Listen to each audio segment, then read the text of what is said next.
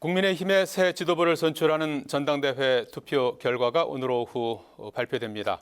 최종 투표율 55.1%로 역대 최고를 기록한 만큼 신경전을 이어갔죠. 또 어느 때보다 관심이 뜨거운 가운데 민주당은 당대표 체포동의안 표결 이후 불어닥친 내용의 기류 속에서 수습을 모색하고 있습니다.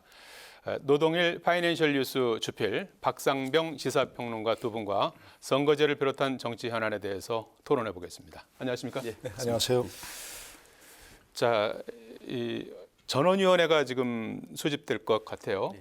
국회의장과 여야 원내대표가 합의를 이뤘습니다. 23일에 전원위원회 안건을 본회의에서 통과시키는 걸로 했는데 전제가 있습니다. 정개특위에서 구체적인 안을 한 2개 정도로 압축해서 이제 그 안을 가지고 효율적인 토론을 하는 것으로 이렇게 일정이 잡혀 있는데 다음 주에 국민의힘도 정책의총을 열어서 이 문제를 논의한다고 해요. 그래서 국회에서는 바야흐로 이제 선거제 개편 논의가 이제 급물살을 탈 것 같습니다.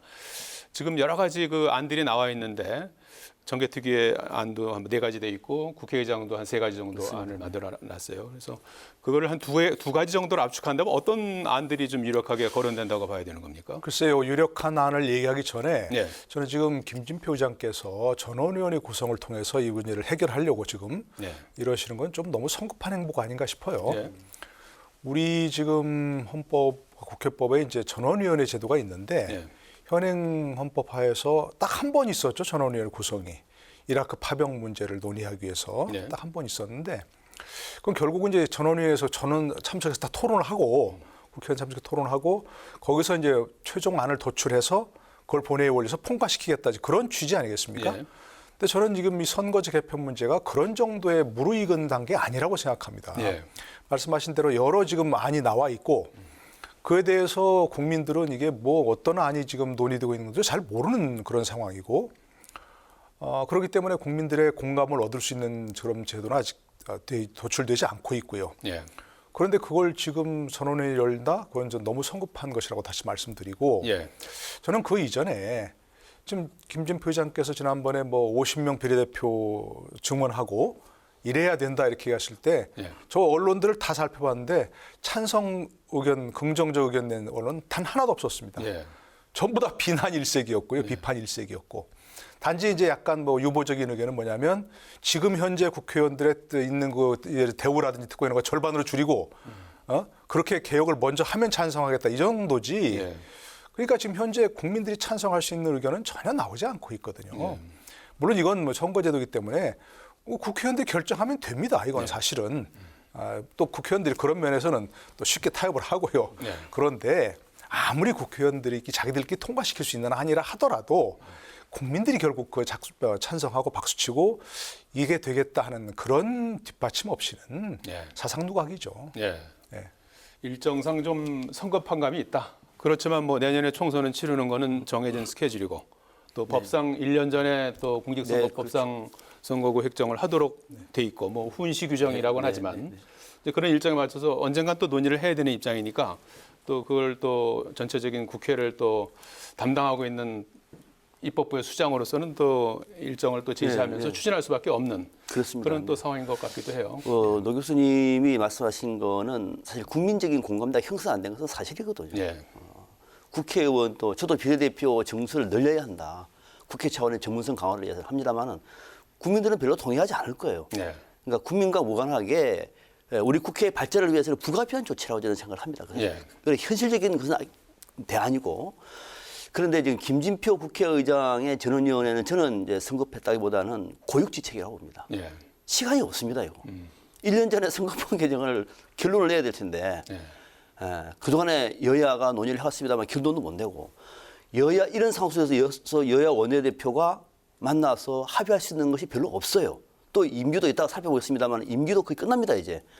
그냥 손 틀어야 된 거예요. 그러면은 선거법 개정도 못하고 또 내년 총선을 기다려야 되는 이런 상황이라고 하면은 빨리 매듭을 짓기 위해서는 그나마 전원위원회 제도가 있구나. 2004년 이후에 이번 하게 되면 19년 만입니다, 무려.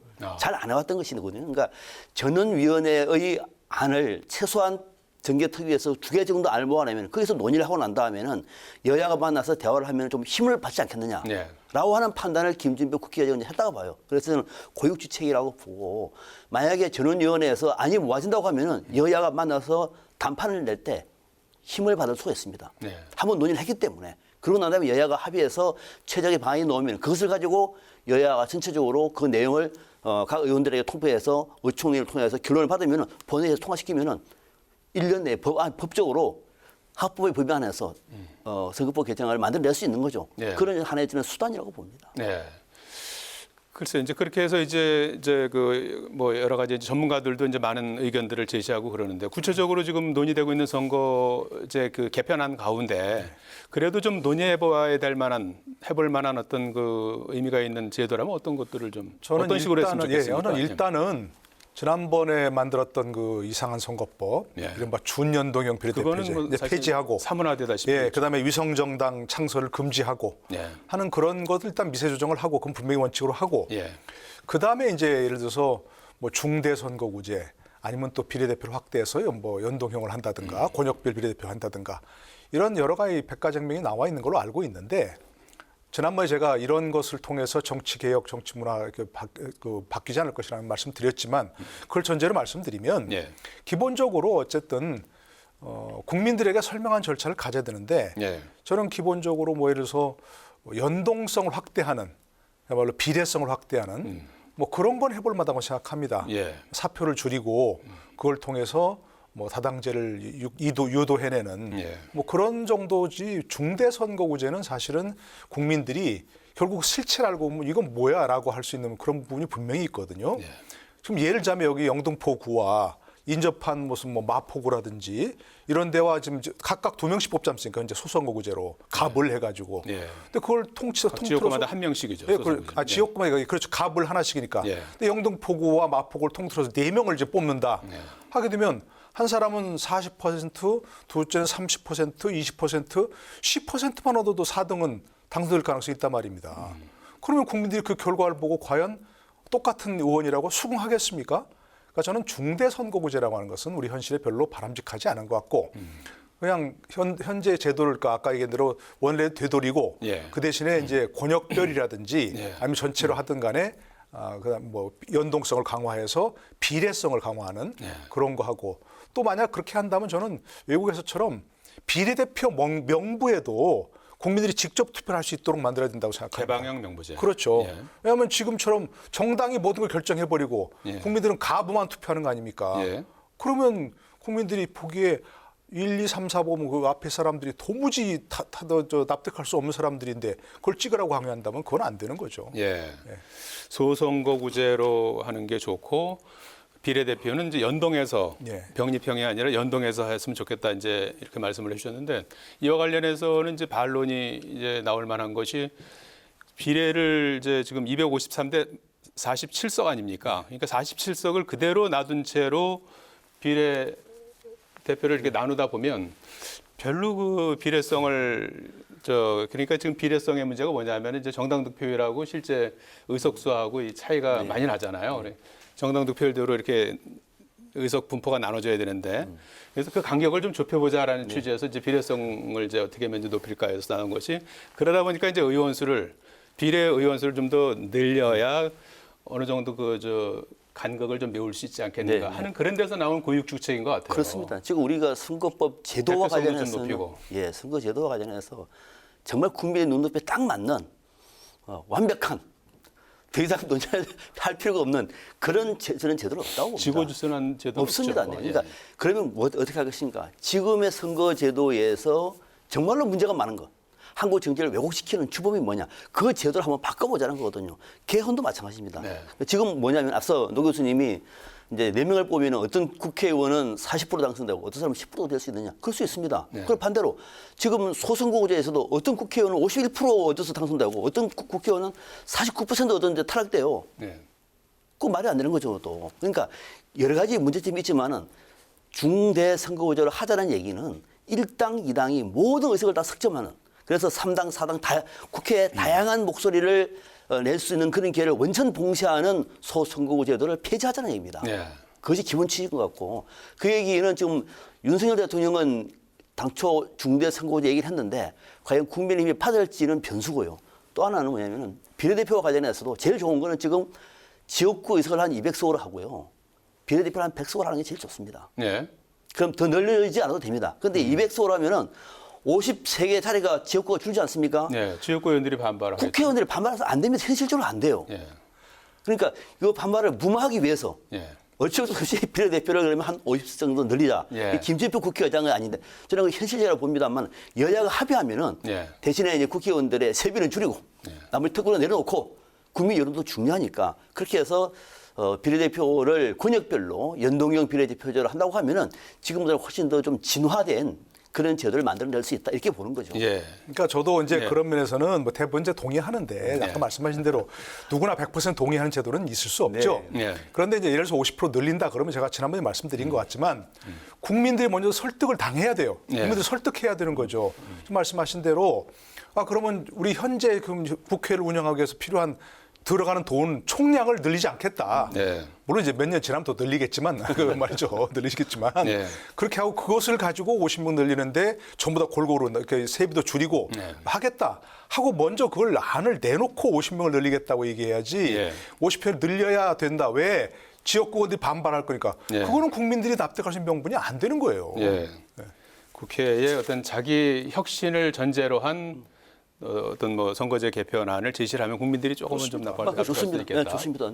예. 지역구 의석수를 줄여서 이제 현행 그 의원수 정수대로 갈 것이냐, 아니면 비례 의석을 좀 늘릴 것이냐, 요 두 가지가 지금 가장 중요한 쟁점이 될 것 같아요. 그런데 제가 볼 때는 이 국회 차원에서도 이 노동일 교수님도 설득하기는 쉽지 않을 것 같아요. 국민 설득이 아니라 왜 그러냐면요. 지역구 줄이면은 원내대표가 협상 못합니다. 당내에서 못해요. 그래서 하기는 해야 될 것 같고 안 되고 그래서 불가피하게 부득이 비례대표를 늘리는데 국민들이 동의하지 않으니까 국민들은 우리 국회의 권한을 강화하는 데 반대합니다.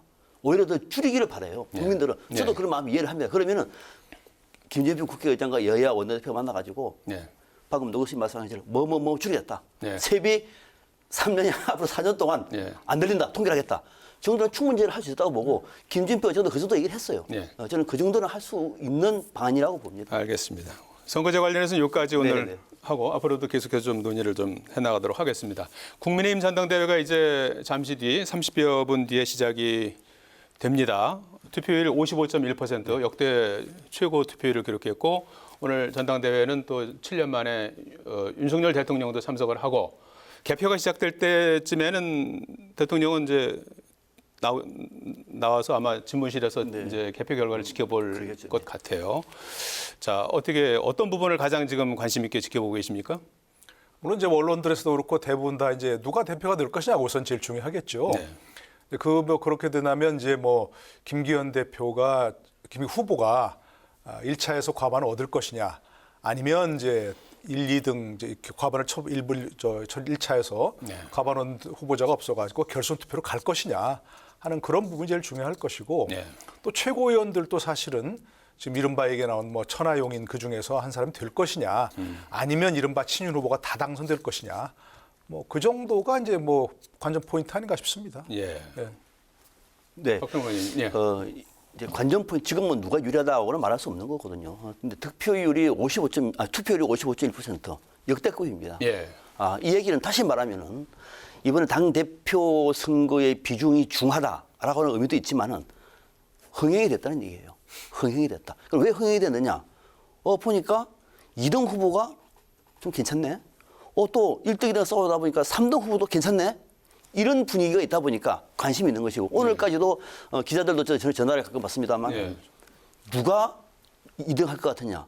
1등에 대해서는 뭐 이론이 없습니다. 1등은 이론이 없는 것 같아요. 1등은 김기현 후보자를 방향을 잡는 것 같은데 결선 투표 갈 것 같으냐 제일 관심이에요.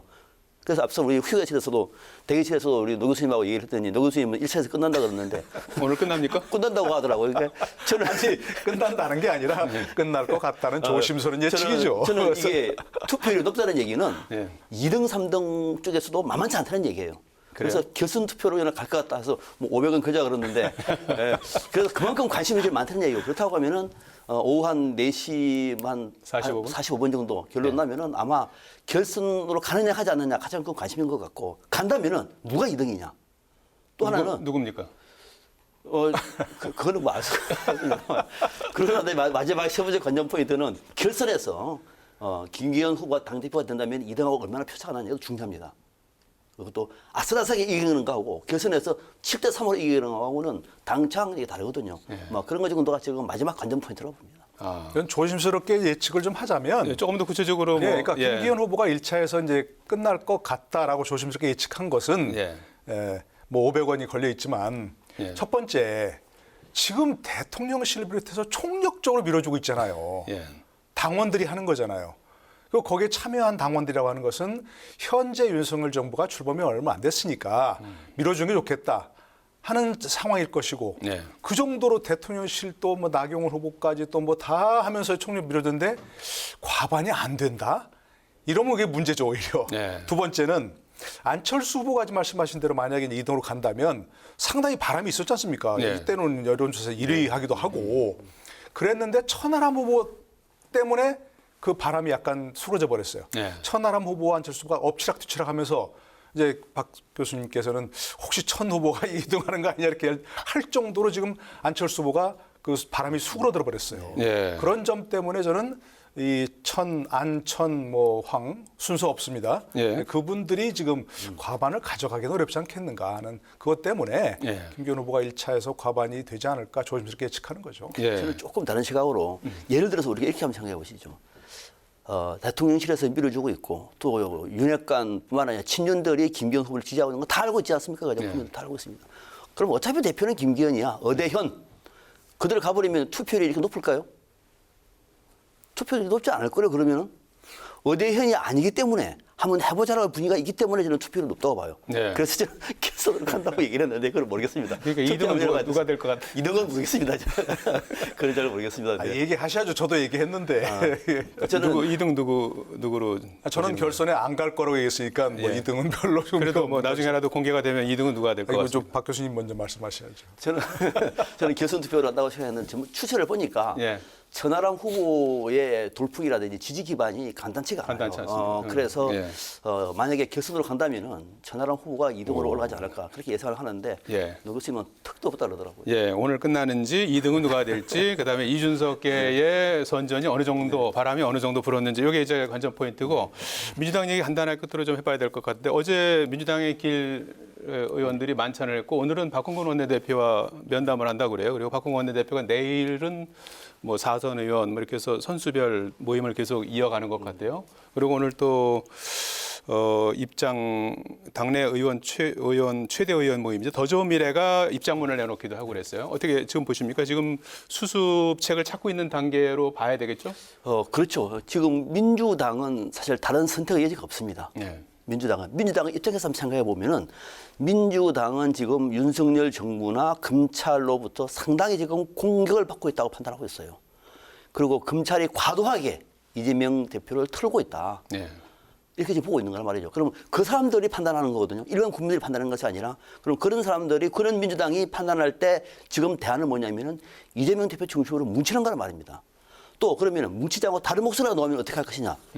대안이 없습니다, 지금은. 그러니까 그렇다고 하면은 당분간에는 이재명 대표 중심으로 뭉치는 분위기를 만들 것이고, 그럼 이재명 대표는 뭉치자는 말을 할 것이 아니라 이재명 대표는 당내 의견만 중요한 것이 아니라 국민 여론도 중요하지 않습니까? 그래서 이재명 대표는 당 밖에서 민생 중심으로 다시 정치 활동을 더 강하게 하고 당내 분위기는 이재명 중심으로 뭉치자, 이른바 쌍끌이 전략을 하는 방향을 지금 정리하고 있는 거죠. 노주필님. 이재명 대표 중심으로 뭉치자 이것이 뭐 대안이 없다. 이래서 얘기하는 건 참 슬프게 들립니다. 진짜.